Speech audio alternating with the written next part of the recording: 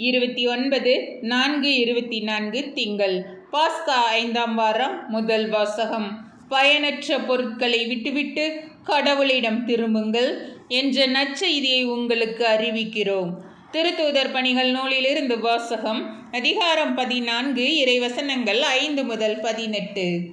பிற இனத்தாரும் யூதரும் தம் தலைவர்களுடன் சேர்ந்து திருத்தூதரை இழிவுபடுத்தி கல்லால் எறிய திட்டமிட்டனர்.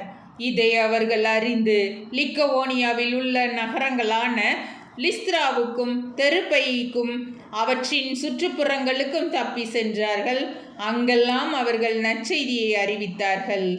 லிஸ்திராவில் கால் விளங்காத ஒருவர் இருந்தார். பிறவிலேயே கால் ஊனமுற்றிருந்த அவர் ஒருபோதும் நடந்ததில்லை. அவர் அமர்ந்து பவுல் பேசியதை கேட்டுக்கொண்டிருந்தார். அவரிடம் நலம் பெறுவதற்கான நம்பிக்கை இருப்பதை கண்டு பவுல் அவரை உற்று பார்த்து உரத்த குரலில், "நீர் எழுந்து காலூன்றி நேராக நில்லும்" என்றார்.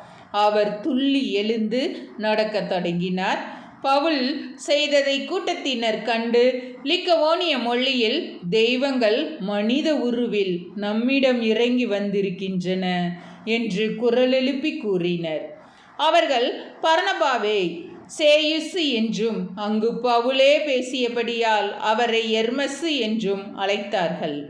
நகருக்கு எதிருள்ள சேயுசு கோவில் அர்ச்சகர் காளைகளையும் பூ மாலைகளையும் கோவில் வாயிலுக்கு கொண்டு வந்து கூட்டத்தினருடன் சேர்ந்து பலியிட விரும்பினார். இதை கேள்வியுற்ற திருத்தூதர் பர்னபாவும் பவுலும் தங்கள் மேலுடைகளை கிழித்து கொண்டு கூட்டத்திற்குள் பாய்ந்து சென்று உரக்க கூறியது, "மனிதர்களே, ஏன் இவ்வாறு செய்கின்றீர்கள்?